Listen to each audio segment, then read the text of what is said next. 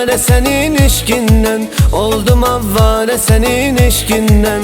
Ürəyim yare senin eşkindən, oldum avvare senin eşkindən. Bu xəstə könlümə sənsən təbibim, taparam çare senin eşkindən.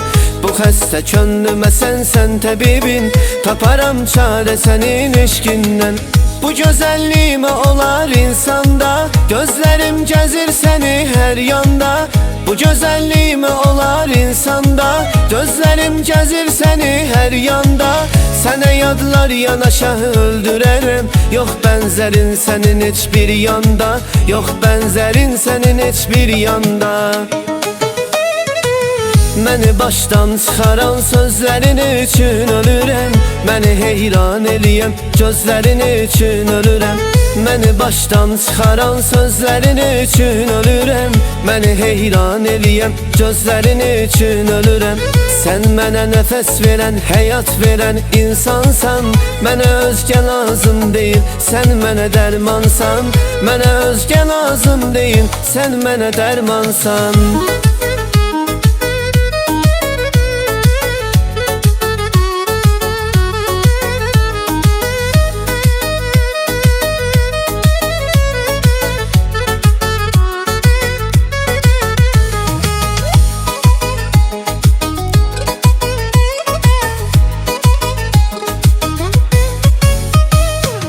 Senin eşkin yaşayır qəlbimdə, dərmanımsan mənim hər dərdimdə.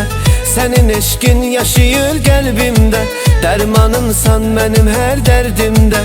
Əvəz etməz səni heç kim, bunu bil, o sevgini tapmaram heç kimdə.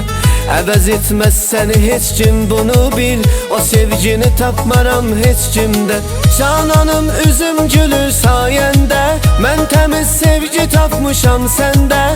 Cananım üzüm gülür sayəndə, mən təmiz sevgi tapmışam səndə. O qədər gözəlsən ki canım gözüm, və mələklər dolanır dövrəndə, və mələklər dolanır dövrəndə. Məni başdan çıxaran sözlərin üçün ölürəm, məni heyran eləyən gözlərin üçün ölürəm. Məni başdan çıxaran sözlərin üçün ölürəm, məni heyran eləyən gözlərin üçün ölürəm. Sən mənə nəfəs verən, həyat verən insansan, mənə özgə lazım deyil, sən mənə dərmansan. Mənə özgə lazım deyil, sən mənə dərmansan.